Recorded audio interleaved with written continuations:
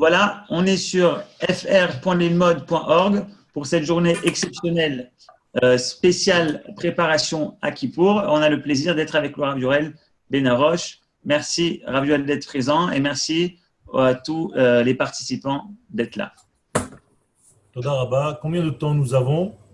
On a jusqu'à 17h. 17h, on aura notre ami le Rav Ackerman qui prendra la suite. Toda Rabba. Merci à tous.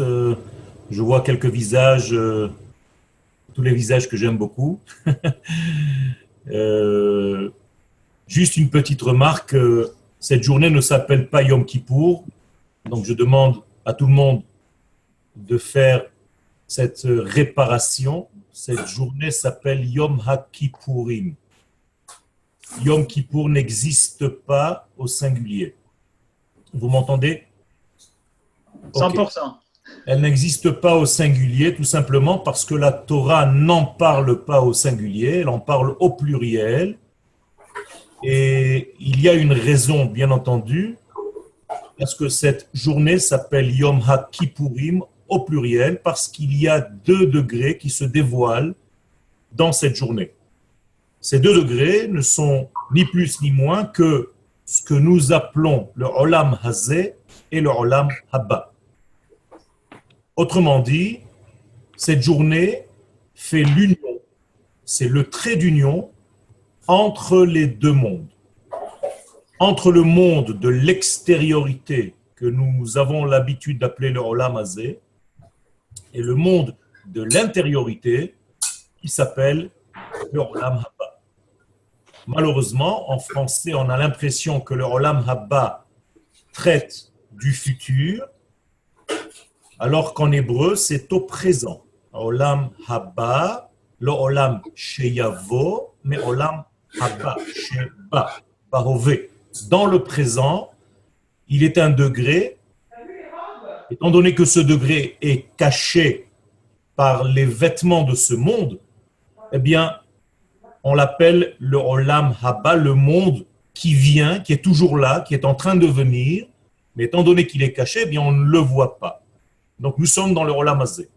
Ce qui fait que cette journée donc, de Yom HaKippourim fait le lien entre ces 2 mondes. Pourquoi c'est important de le signaler? Bien, tout simplement parce que cela veut dire que notre monde, en cette journée double, entre guillemets, eh bien, notre monde est lié à son essence. En effet, le Olam Haba, cette intériorité, ce monde intérieur, c'est l'essence, c'est la neshama, c'est l'âme du Olam Hazeh qui en est le corps.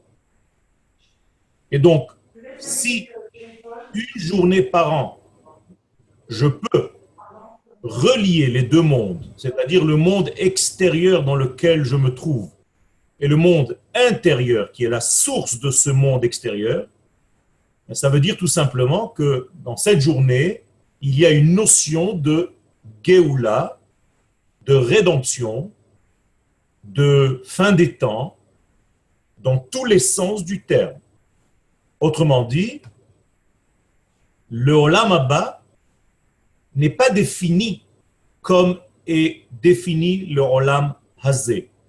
Dans le Olam Hazeh, il y a des notions d'espace, de temps, d'être, alors que le Olam Haba est un niveau où le temps et l'espace tels que nous les connaissons dans ce monde n'existent pas. Autrement dit, s'il y a quelque chose qu'il n'y a pas dans le Olam Haba, c'est le temps. Or, si je vous dis que Yom HaKippourim est au pluriel et que le monde d'en bas, donc le monde du temps et de l'espace, est relié au monde intérieur qu'on appelle le Olam Haba, le monde profond, le monde de l'âme, où le temps n'existe pas, eh bien vous comprenez maintenant pourquoi la notion de Teshuvah peut exister. Si vous avez fauté il y a 1 mois, comment est-ce que vous voulez rattraper un jour qui, au niveau du temps, est déjà révolu? C'est fini. La chose a été faite, la faute a été réalisée, malheureusement, on ne peut plus la rattraper. Un jour qui est passé, C'est fini. Vient cette notion de Teshuvah, donc, qui nous donne la capacité de dépasser la notion de temps et d'accéder à un monde où justement le temps n'existant pas, je peux toucher tous les tiroirs du temps, même ceux dans lesquels j'aurais fauté. Donc je voyage dans le temps, ce jour-là, pour accéder à un monde où, comme ce que vous voyez en face de vous sur votre ordinateur aujourd'hui, des cases et des cases et des cases, eh bien c'est exactement la même chose. Yom Kippourim, je peux appuyer sur telle et telle case, à tel et tel moment, à tel et tel instant de la vie où j'ai fauté, où j'aurais fauté, pour tout simplement corriger à cet instant comme une case que je nettoie, même si cette case est déjà appartenant au passé. Comment est-ce que je peux le faire? Parce que c'est quelque chose qui me vient de l'au-delà du temps et non pas du temps. Donc la notion de Teshuvah par excellence est une notion divine, ça n'existe pas chez les hommes. Et c'est pour ça que la Teshuvah est d'un degré qui nous dépasse complètement au niveau de l'entendement. Eh bien, Yom Kippourim, le fait justement que je puisse, comme je vous l'ai dit au début de mon propos, les deux degrés, le Olam Hazé où le temps existe, qui se relie au Olam Haba où le temps n'existe pas, eh bien, tout simplement, je peux rentrer dans cette case qui est avant le temps, qui est la source du temps. Et c'est pour ça que Yom Kippourim n'est pas considéré comme un Zman. En hébreu, il y a une différence fondamentale entre la notion de Zman, qui est de temps, et la notion de Yom. Yom, c'est au-delà du temps, comme Yom HaShabbat. Et ce n'est pas par hasard que Yom Kippourim s'appelle aussi Shabbat Shabbaton. Donc, à chaque fois que vous entendez la notion de Yom, c'est au-delà du temps. Alors que, par exemple, Pessah, Shavuot et Sukkot, on parle de Zmanim. Mekadesh Israël ve'azmanim. Yom Kippourim est un degré tellement élevé qu'il est avant même l'existence du temps. Alors, je continue à développer. Si cette journée est justement au-delà du temps, c'est qu'elle contient tous les temps. Car une journée qui est déjà dans le temps, elle est déjà fixée dans un tel temps et non pas dans un autre. Elle a une case dans le temps. Alors que Yom Kippourim n'appartient pas au temps. Plus que ça, même les 10 jours que nous appelons Aseret Yemei Teshuvah sont au-delà du temps, car ils sont justement à la différence entre l'année solaire de 365 jours par rapport à l'année lunaire de 355 jours. Donc 365 moins 355, il y a 10 jours qui se baladent, qui sont en réalité au-delà du temps. Donc on les appelle maintenant, et vous comprenez, Aseret Yemei Teshuvah, puisque la Teshuvah dépasse la notion de temps. Vous voyez, tout est logique. Ça veut dire qu'il y a ici un jeu, entre guillemets, avec un monde qui appartient à l'éternité, à l'absolu, béni soit-il. Et d'ailleurs, David Amelech le dit. Yamim Yutsaru, dit le roi David dans Teilim, Dieu a fabriqué des jours, Velo, et pour lui, la Medvav, appartenance, Echad Mehem. Il en a gardé un. C'est-à-dire que Dieu a créé la notion de temps, il nous a donné 364 jours de l'année, si on revient au cycle solaire, et il s'est gardé une journée pour lui. C'est-à-dire qu'il y a une journée dans l'année qui n'appartient pas à ce monde, Velo Echad Mehem. La journée, et c'est cette fameuse journée de Yom Kippourim, qui reste appartenant à l'infini, béni soit-il. Qu'est-ce que cela veut dire? Ben, tout simplement que cette journée-là a gardé la notion première, la notion primordiale. Elle ne s'est pas gâchée, elle ne s'est pas salie, elle n'est pas tombée dans le monde en oubliant ce qu'elle était au départ. Elle a gardé sa mémoire, elle a gardé son identité la plus profonde. Extraordinaire. Ça veut dire que Dieu nous a donné 364 jours et une journée qui s'est gardée, et par amour pour Israël, il nous l'offre pour justement réparer, pour pouvoir voyager dans le temps, notion de Teshuvah, justement parce qu'on monte, on se hisse à un degré qui est au-delà du temps, donc au-delà de toutes les cases du monde dans lequel nous sommes. Et ce n'est pas par hasard que même la Torah dit que ce jour de Yom Kippourim s'appelle Achat Bashana. Achat Bashana, notion secrète, qui veut dire une, Achat Bashana, pas dans l'année. Maintenant, je traduis la notion de Shana, qui veut dire possibilité de changer, shinui.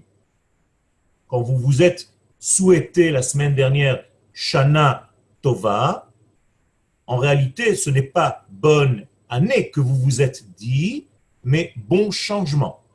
Shinui Tov ou Shinui Letova.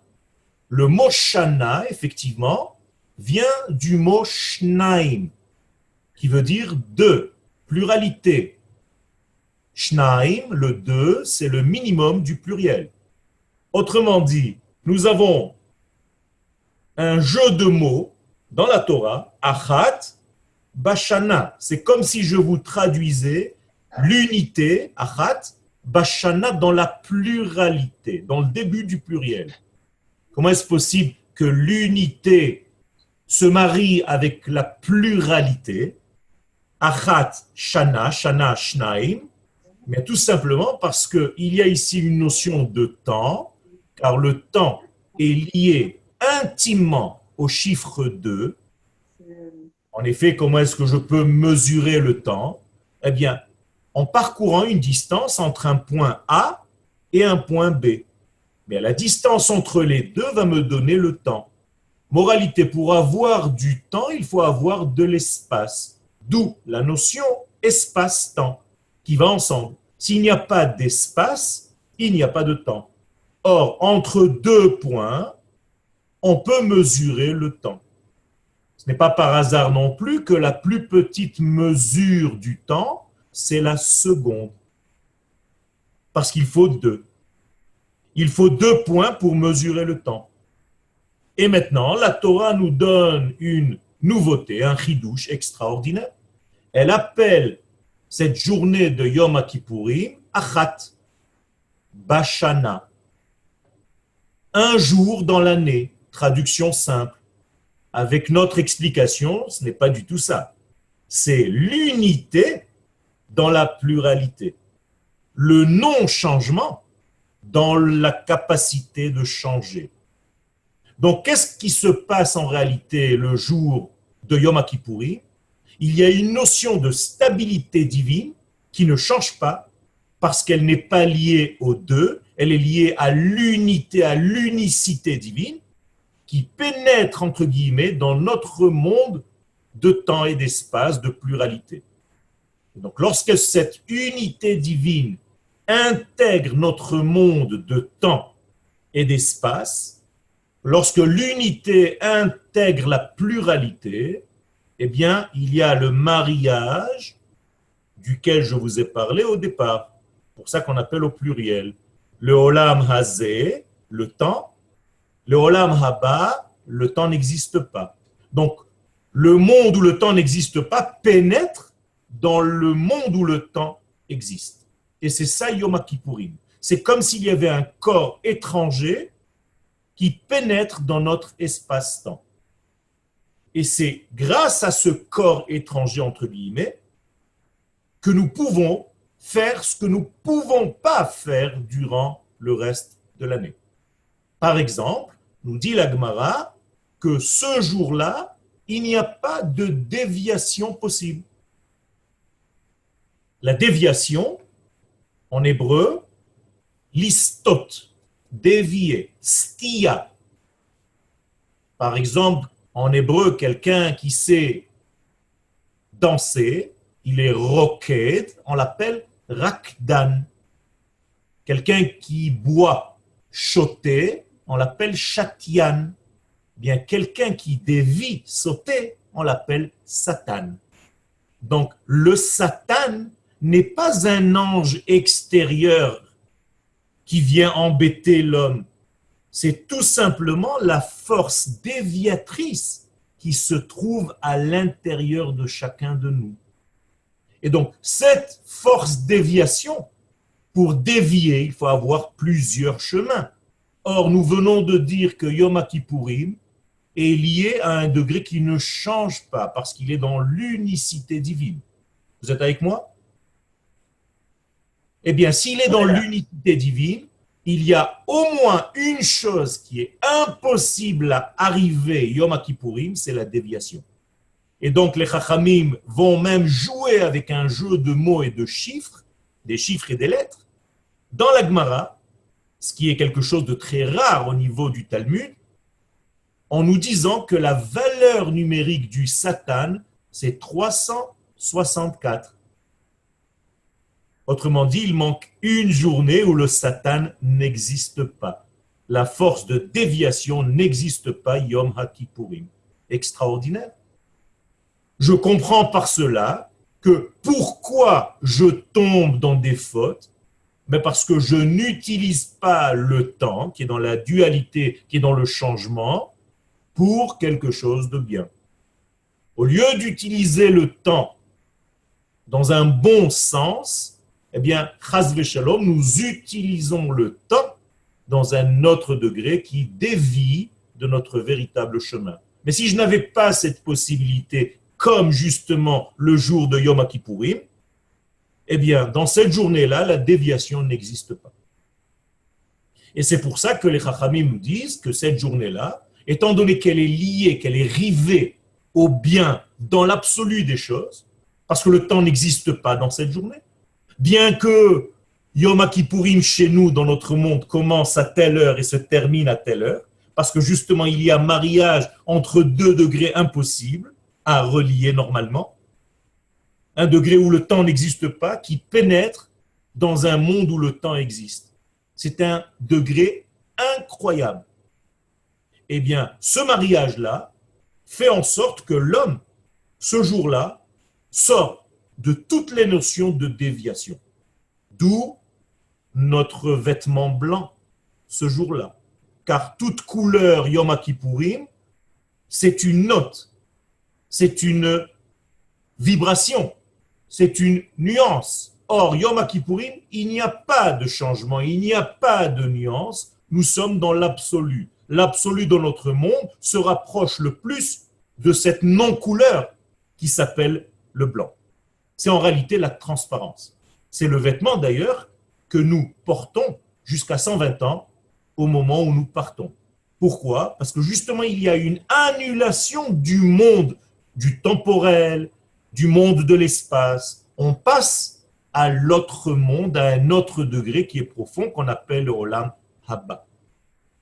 Et justement, toutes ces interdictions ce jour-là ne sont pas des interdits. Ce sont tout simplement des conséquences de cette journée. Je ne mange pas parce que je n'ai pas le droit de manger, non. Je ne mange pas parce que dans le Olam Haba, on ne mange pas. Je ne bois pas parce que dans le Olam Haba, on ne boit pas. Je n'ai pas de rapport parce que dans le Olam Haba, il n'y a pas ce genre de relation. Moralité, ce ne sont pas l'homme n'est pas affligé ce jour-là, et malheureusement, certains d'entre nous abordent Yom Kippourim comme si c'était Tisha B'Av. Sortez de ce système, il est complètement erroné. Yom Kippourim, c'est un jour qui dépasse l'entendement humain Et donc, c'est un jour de grande simcha, à tel point que la Mishnah nous dit Lo hayu yamim tovim le Israël. Il n'y avait pas de jour aussi bon pour Israël que tout Be'av et Yom HaKippurim. Ces jours-là, ces 2 jours-là. Et qu'est-ce qu'on faisait ce jour-là? Plus maintenant, mais dans les temps de la Torah, eh bien, les filles, les jeunes filles sortaient pour danser dans les vignes. Et pourquoi elles dansaient dans les vignes? Pour attirer les garçons et pour justement faire de futurs mariages. Autrement dit, pour revenir à l'unité qui a été perdue dans notre monde. Donc c'est un jour de mariage, c'est un jour d'unité, c'est un jour où nous revenons vers l'un, vers l'unicité divine. Quelque chose qui est impossible pour l'homme et, j'allais dire, dangereux pour l'homme. C'est pour cela que Yom Kippourim ne peut pas être plus qu'un jour, et la grande mitzvah, je vais un peu exagérer, plus encore que la capacité que tu as de jeûner ce jour-là, je veux voir comment tu reviens après, à la sortie de cette journée, dans le monde naturel qui est, lui, lié au temps, lié à l'espace. Et donc, l'homme, et selon la Torah, selon la halakha, nous devons faire une séouda après le jeûne, comme la séouda que nous avons fait avant le jeûne. Pourquoi? Tout simplement pour dire que cette journée n'est pas naturelle, ce n'est pas de notre monde. Nous venons d'un monde où on mange, où on boit. On reviendra dans ce monde où on mange, où on boit. Et au milieu, nous avons une parenthèse qui s'appelle Yom Kippourim, qui est un jour un petit peu comme une greffe, qui est de l'au-delà, qui va me permettre en réalité de quoi faire? Bien, de toucher à l'essence pour revenir avec une autre approche à ma nourriture, à ma boisson et dans le monde dans lequel je suis. Donc j'ai un voyage, nous sommes dans un grand voyage, nous rentrons dans un grand mikvé, ce jour-là de Yom Kippourim, et c'est d'ailleurs ce que dit Rabbi Akiva dans la Mishnah, mikvé Israël. Akadosh Baruch Hu, c'est le mikvé d'Israël. Mikvé Israël Hashem. Ma mikvé metaher et atmeim, af Akadosh Baruch Hu metaher et Israël. De la même manière que tu rentres dans le mikvé pour te rendre pur, eh bien tu rentres dans cette journée pour te purifier. C'est une journée qui ne fait pas partie de ce monde. On t'a donné un cadeau qui vient de l'au-delà et qui te permet en réalité d'accéder à des niveaux que ce monde-là ne peut pas t'offrir car il est encore lié au temps, lié à l'espace, lié au changement. Et tout changement dit risque de chute. Mais ça fait partie de notre évolution humaine. Nous devons être dans le monde du changement et voilà la nouveauté avec les valeurs du monde qui ne change pas. Nous venons de voir cela dans les 2 Shabbats qui viennent de passer. Nous avions un Shabbat il y a 2 semaines qui s'appelait Nitzavim et hier, nous avons vécu un Shabbat qui s'appelle Vayelech. Écoutez bien ce que cela veut dire. Nitzavim, stable, la stabilité. Vayelech, le mouvement. Il marche, il avance. Le peuple juif avance, certes, mais il commence sa marche par une stabilité divine. Le Nitzavim nous permet le Vayelech. Tu ne sors pas de n'importe où, tu ne vas pas n'importe où, tu sors d'une stabilité absolue. Et en réalité, toute ta démarche, c'est pour rejoindre cette stabilité absolue dans ton monde de mouvement, dans ton monde de temps et d'espace. Est-ce que je suis clair? Parce que c'est très important de comprendre ces notions, sinon on rentre dans Yom Kippourim comme la journée du grand pardon où on ne sait pas exactement ce qui se passe. Alors il faut lâcher un petit peu ces notions, il faut comprendre que ce jour-là, nous sommes dans une rencontre du 3e type. Quelque chose qui est de l'au-delà, quelque chose qui nous dépasse complètement, comme si nous étions dans un monde virtuel où les valeurs de ce monde laissent leur place à d'autres valeurs. Je ne dois pas avoir faim. Je dois en réalité être dans un monde où la notion de faim n'existe pas. Parce que je mange en réalité, mais autre chose. Je bois en réalité, mais autre chose. Vous comprenez comment ça marche?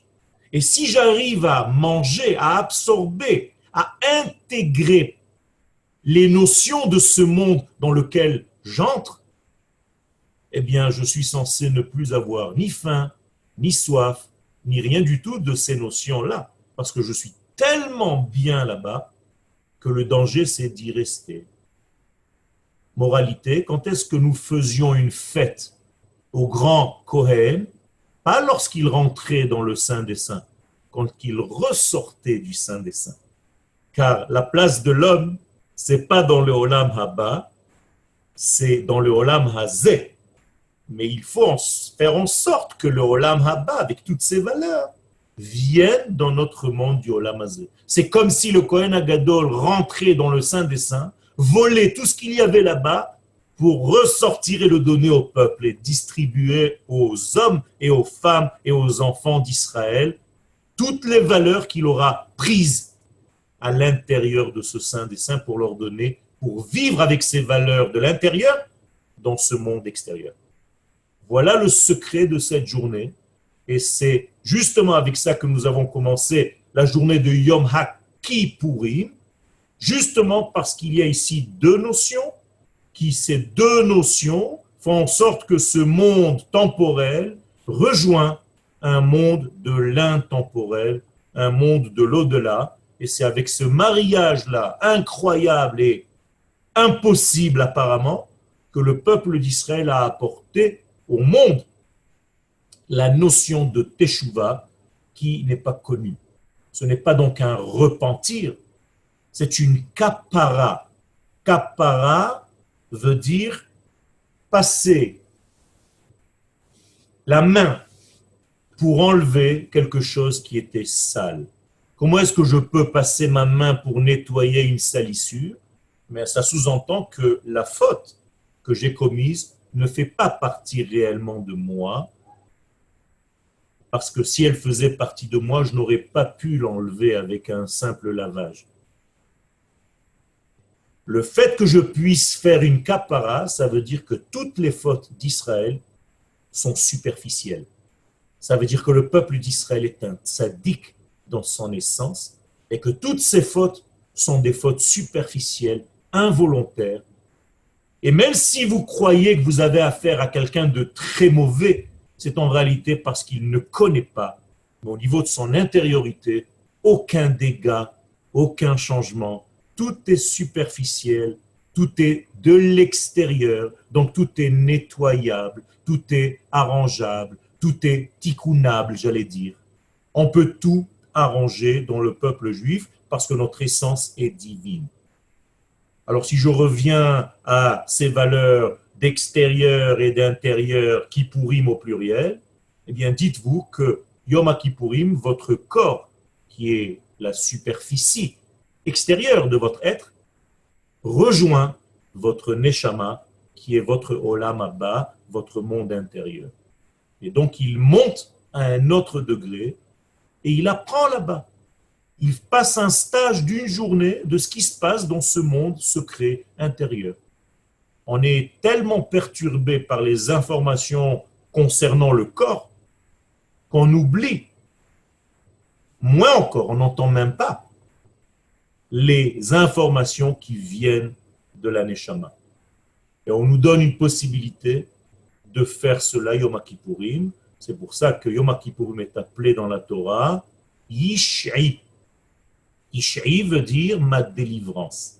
Donc en réalité, la lumière que j'ai passée à Rosh Hashanah, Ori, rejoint maintenant une autre notion, Yish'i, qui est la délivrance, ma Yeshua, c'est-à-dire que je suis dans un degré de rédemption.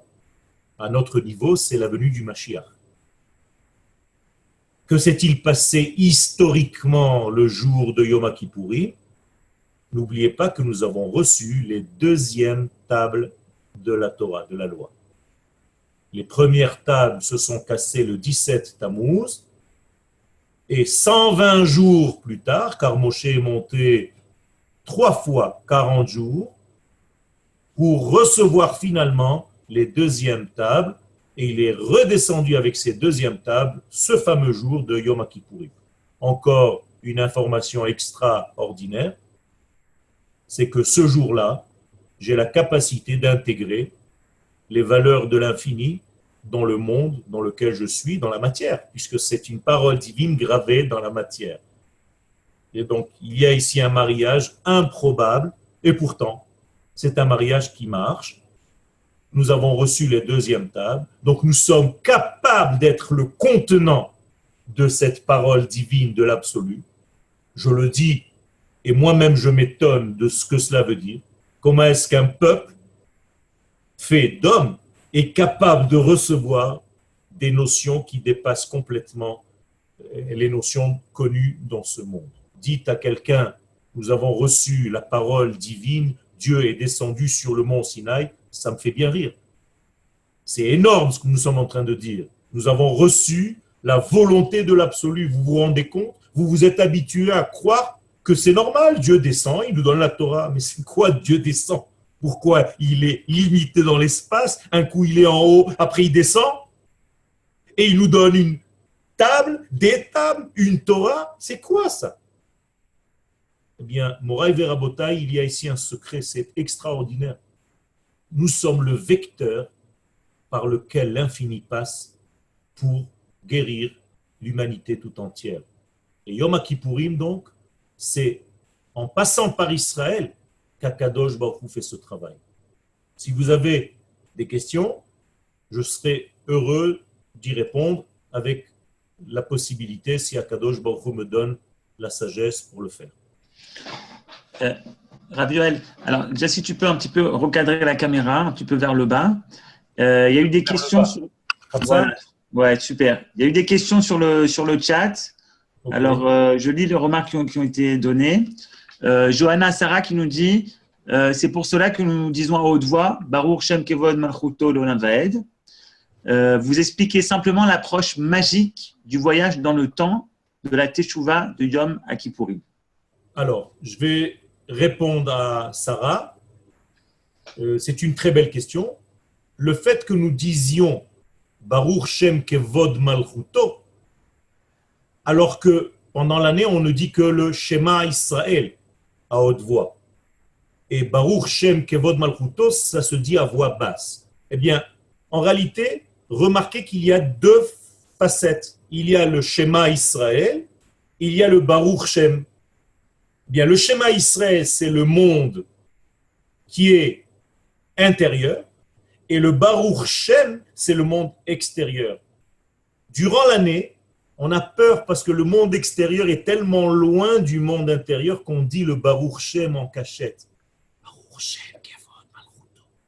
Yom Kippourim, c'est tellement lié ces deux degrés qu'on n'a pas peur de parler à haute voix parce qu'en réalité, ça ressemble à la fin des temps. Ok. Rana Stern qui pose également sur le chat les 10 jours de Teshuvah sont-ils hors du temps pour nous? Tout à fait.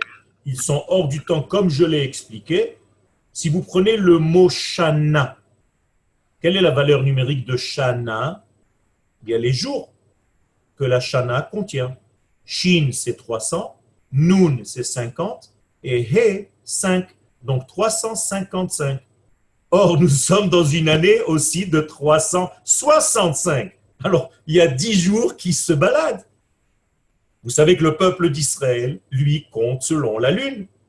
Donc, nous sommes effectivement dans des jours qui sont hors du temps. C'est un cours à part entière qu'il faut expliquer, mais le peuple d'Israël n'a pas peur de ce genre de notion parce que nous avons reçu des degrés qui nous dépassent complètement, étant donné que toute notre Torah est une grande prophétie qui nous vient de l'absolu, béni soit-il.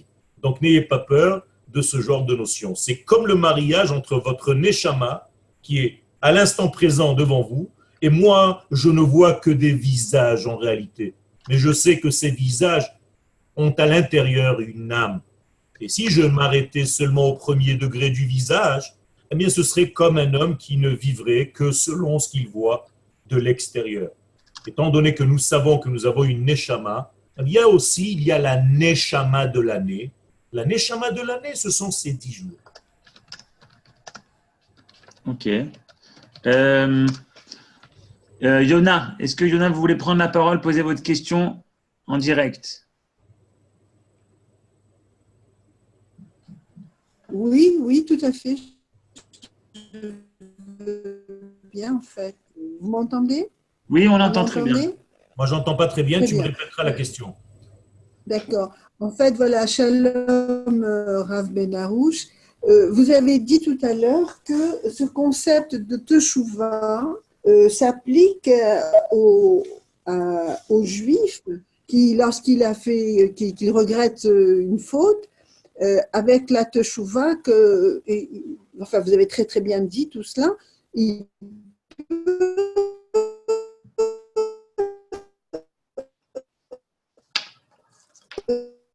effacer la faute, l'annihiler et voilà, il ne s'est rien passé. Il peut également s'appliquer à un non-juif, je ne sais pas, des choses très graves, qu'il a volé, qu'il a fait des choses extrêmement graves. Ce concept-là peut-il également s'appliquer à non-juif? Johan, la question est terminée parce que moi, j'entends des... Moi aussi. J'entends m'entends? le piano. C'est comme si on avait joué au piano. Voilà.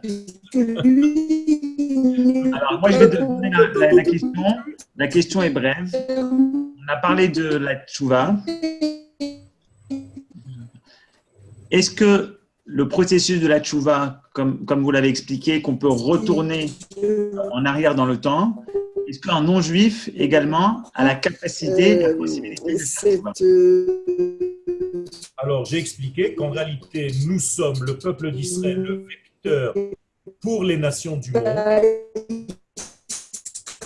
Il y a plein de bruit qu'il n'y avait pas tout à l'heure. Oui, je n'arrive pas à éteindre. Est-ce que lui, comment il s'en sort? Est-ce que pour lui, ça peut se faire? Peut-être qu'il faut qu'elle arrête de parler juste pour que c'est de son appareil que ça vient, je pense. C'est bon. Voilà. Alors, chère madame, le peuple d'Israël, c'est le vecteur pour amener justement, pour acheminer ces valeurs aux nations du monde. Donc, par Israël, par le vecteur Israël, les nations du monde, elles aussi peuvent profiter de cette notion, bien entendu. Mais justement, c'est toi que l'éternité a choisi pour être le véhicule de cette parole qui est justement rédemptrice, qui est guérissante, qui est en réalité réparatrice de tous les maux M-A-U-X dans ce monde. Donc en passant par Israël, nous apportons cette grandeur divine au monde entier. Il ne faut jamais, jamais oublier que le peuple d'Israël n'est pas là pour lui tout seul. Il n'est qu'un vecteur et l'histoire du monde s'arrêtera, entre guillemets, arrivera à son aboutissement lorsque les nations du monde auront cette reconnaissance.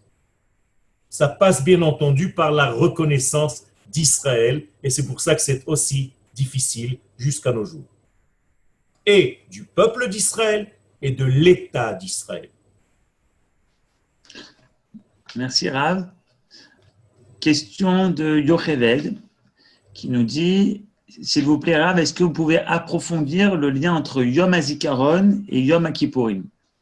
Yom HaZikaron, c'est le jour du souvenir de qui nous sommes en tant que nation.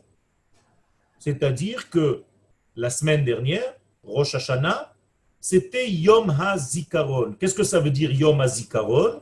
Yom HaZikaron de quoi? Eh bien, de l'Assemblée d'Israël, de qui je suis à l'origine. Comment est-ce que Dieu m'a créé? Est-ce que Dieu a créé des Juifs individuellement parlant? Ou est-ce qu'il avait dans son idée divine de créer un peuple? Or, les sages répondent à cette question. Israël, en tant que nation, c'est ce qu'il voulait. D'où est-ce que les sages tirent cette conclusion? Ben, tout simplement, lorsque Dieu apparaît à un homme dans ce monde et il lui dit, en l'occurrence Abraham Avinu, Lech Lecha, va pour que je fasse de toi ce que j'avais prévu que tu sois. Pas un homme religieux à Ur-Kasdim, à Paris ou à Casablanca, mais une nation sur sa terre.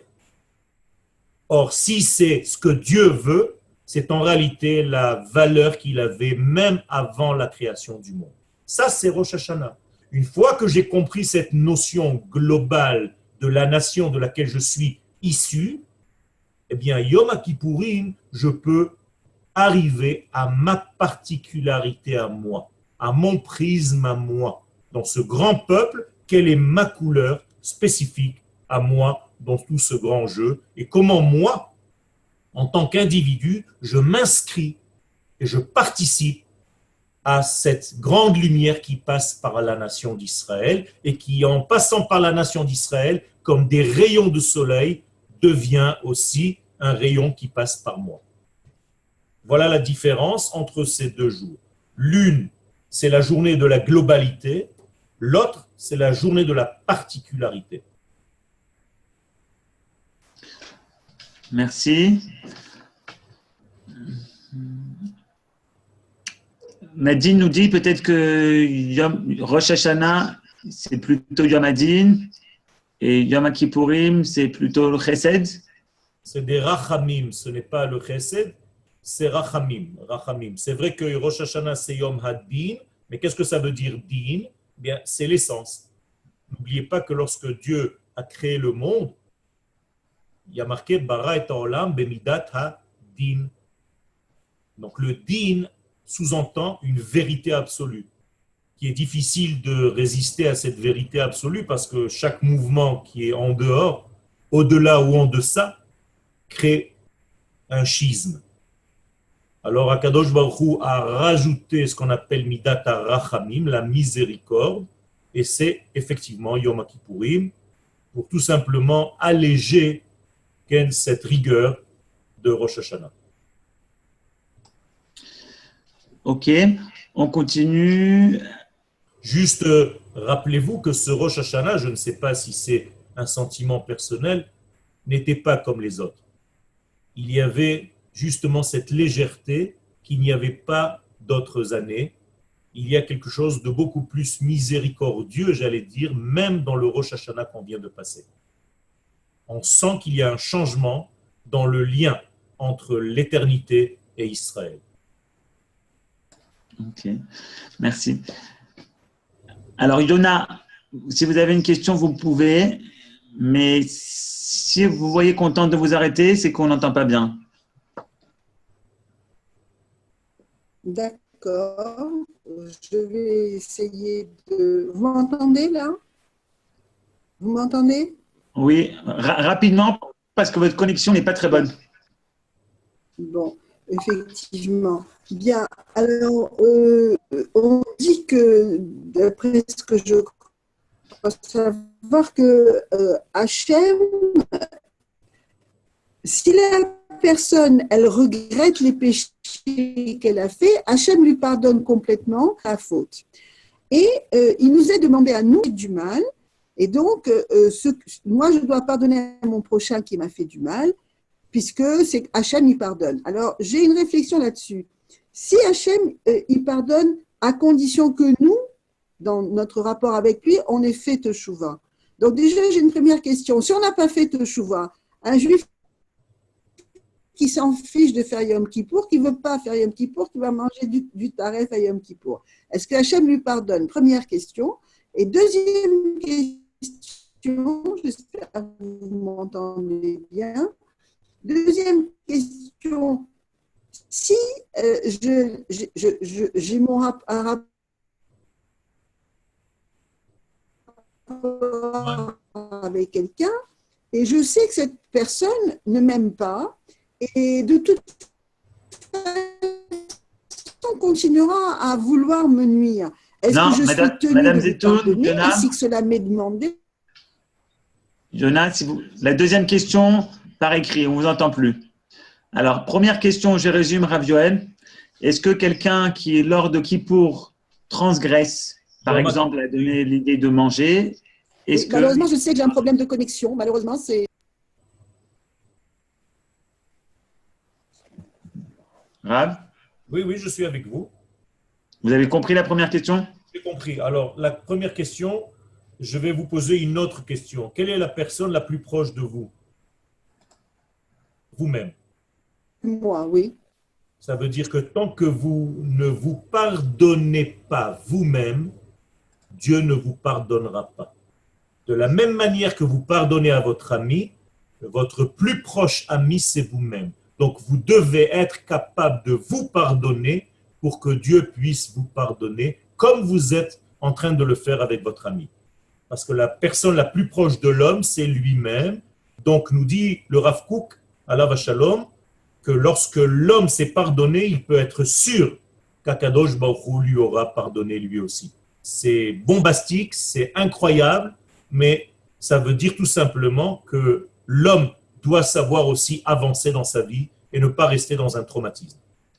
Tout simplement, parce que toutes nos fautes sont issues justement de degrés qu'on a l'impression d'avoir gâchés et on reste dans ces degrés en étant persuadé que plus rien n'est possible. Tant que tu ne sors pas de cela, tu ne peux pas avancer dans ta vie et évoluer. Donc, Akadosh Baruch Hu ne peut pas accompagner ta vie. Donc, il faut sortir de ces mots, M-A-U-X, par des mots, M-O-T-S, et laisser Akadosh Baruch Hu nous apporter sa grande lumière. Ne pas gêner sa descente. C'est tout ce que je dis à mes élèves. Ne le gênez pas à l'Éternel lui-même de se diffuser dans notre monde. Merci. On va finir avec une dernière question de Richard qui nous pose comme ça. Il y a une expression qui dit qu'à Kippour, on remet les compteurs à zéro. Est-on dans la notion de pluriel? Est-ce que cela veut dire qu'il s'agit du compteur du bien et du compteur du mal? Alors, Yom Kippourim, et non pas Yom Kippour. Donc, Yom Kippourim, nous revenons dans un degré qui n'est pas dans le temps. Je l'ai expliqué tout à l'heure. Ça veut dire que s'il veut utiliser ça comme étant remettre les compteurs à zéro, bien c'est tout simplement parce que nous sommes annulés. Cette journée de Yom Kippourim s'appelle dans la bouche du Rambam de Maïmonide Yom Shvitat He'asor, la journée où, j'allais dire presque, tu dois rien faire, tu te paralyses. Pourquoi tu dois te paralyser une journée par an? Ben justement parce que tant que tu es dans le mouvement toi-même, tu n'es pas disponible à écouter le vrai mouvement de la vie. Tu brasses tellement de vent que tu empêches toi-même de savoir ce qui se passe dans ce monde. Alors on te dit une journée, calme-toi, détends-toi, ne fais rien. Sois à l'écoute de celui qui est vraiment en train de faire les mouvements dans ce monde. Donc ça s'appelle les compteurs à zéro, effectivement. Merci bien, Rav Yoel. Une dernière précision que Nadine voudrait savoir. On a dit que Rosh Hashanah, c'était Yom Adin et que Yom Kippourim, c'était Rachamim. Elle voudrait savoir pourquoi la différence entre Chesed et Rachamim. Pourquoi ce n'est pas Yom HaChesed puisqu'on est pardonné de toutes nos fautes? Chesed, ce n'est qu'une parcelle. Le Chesed, dans l'arbre des Séphirot, c'est une extrémité. Sans que le Chesed ait des limites, c'est-à-dire en face du Chesed, il y a la limite, la Gevura, la vie n'est pas bonne. On ne peut pas être dans une bonté qui n'a pas de limite. Par exemple, si je deviens bon avec mes assassins, eh bien ma bonté devient destructrice pour moi-même.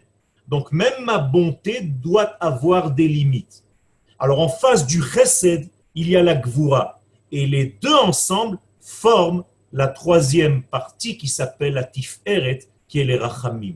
Rachamim, donc, c'est un véritable Chesed qui est bien mesuré, qui est bien intégré, qui est bien habillé dans le bon sens des choses et pas dans un mauvais Chesed. Et rappelez-vous ce que vous dites vous-même dans la Hamida, Gomel, Chassadim, Tovim. Y aurait-il des Chassadim lotovim? Oui.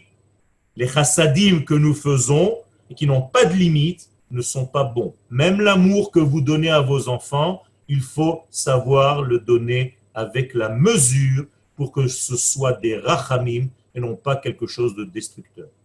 Je vous souhaite à tous Gmar Khatima Tova. J'ai été heureux de vous voir. Je vois des visages que j'aime beaucoup de notre Aliyah.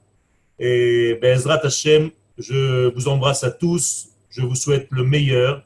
Et nous sommes dans une année où nous sommes condamnés à gagner parce que nous sommes dans l'équipe du patron. Shana Tova. Shana Tova. Toda Rabba Rav Yoel. Merci à tous les participants. Vous avez été sur fr.lenmod.org et vous pourrez revoir les enregistrements sur notre site.